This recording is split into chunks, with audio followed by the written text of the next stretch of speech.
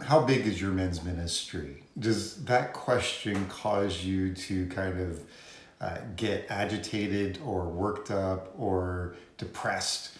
Well, today I want to encourage you to think bigger than what you've ever thought before about how influential your men's ministry really is. Whenever I talk with men's ministry leaders, one of the questions that almost always comes up is this: how many men are in your men's ministry? Leaders will often respond with numbers like 10 or 50 or however many men show up for their men's groups or whatever men's events they plan as a church. But I want to encourage you to think bigger than this. First, your men's ministry is every man who is part of your church community. Ministry is not dependent on if a man attends a formal event or gathering. Ministry can happen anytime two people cross paths with each other. Every conversation you have with another man in your church, every article or video a man from your church reads or views, is a moment of depositing into his life as a man. But your men's ministry is not only every man who is already part of your church. Your men's ministry includes every man that every man from your church knows. In Matthew 28:19 and 20, Jesus gives us the Great Commission.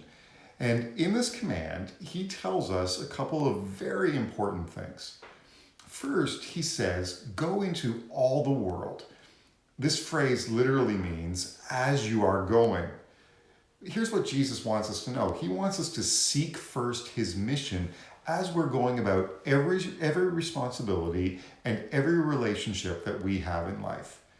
Second, he says that to make disciples means to teach people to observe and obey all that Jesus has taught us, which would include going into all the world and making disciples. You see, ministry was never designed to only be about the moment of gathering in a group, as important as those things are. Ministry was always designed to result in people trusting and following Jesus in the real world of everyday life, which all means that your men's ministry also includes every man that your men will connect with. One of the realities I believe the church is going to really need to come to grips with is that we are involved in the discipleship of people who are not actually a part of our own church. Sometimes they're also part of other churches. Certainly, these are people who are in the community and they may not even attend a church. So let me say that again. Leaders must come to grip with the reality that we are involved in the discipleship of people who are not actually a part of our church. Why do I say that?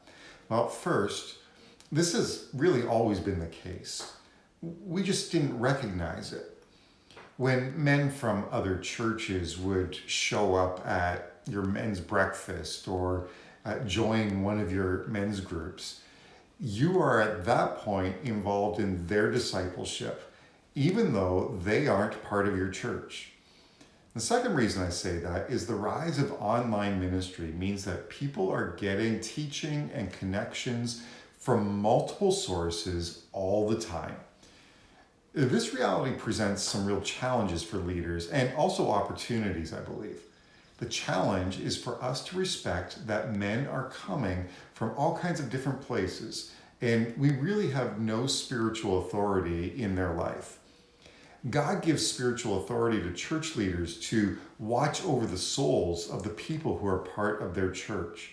So while we're depositing good things into people's lives, we have to respect that their accountability should be to somebody else. Now, the opportunity it presents to us as leaders, though, is to experience the power of being part of the body of Christ. In the book of 1 Corinthians in chapter 12, we're taught that no part of the body can say that they don't have any need of another part. In reality, we are all to work together to be the hands and the feet of Jesus, of accomplishing the mission that he has for His church to do. When we all use the gifts that God has given to us in order to invest in the lives of other people, and when we do it in love, the body gets built up and the body gets strengthened. You see, your men's ministry is far bigger than you ever realized. It is every man in your church. It is other men from other churches. And it is every man that every man from your church knows. This is really one of the reasons why I believe it is so important for men's ministry leaders to really be able to be networked with other men's ministry leaders in their community or in their region. This really provides an environment where you can learn from each other as leaders, where you can support each other in the shared mission that you have, where you can pray together as leaders, and also, yes, work together to build up men, since you are essentially reaching the same men anyways. We've created men's ministry networks to help facilitate this kind of unity and cooperation between leaders. I want to encourage you to visit the men's ministry section on the website to learn more about joining or starting a men's ministry network in your community. If you only have a few men in your immediate circle, I want to say to you, do not get discouraged. God is using everything that you deposit into men's lives far beyond what you can imagine or what you can even see in this moment.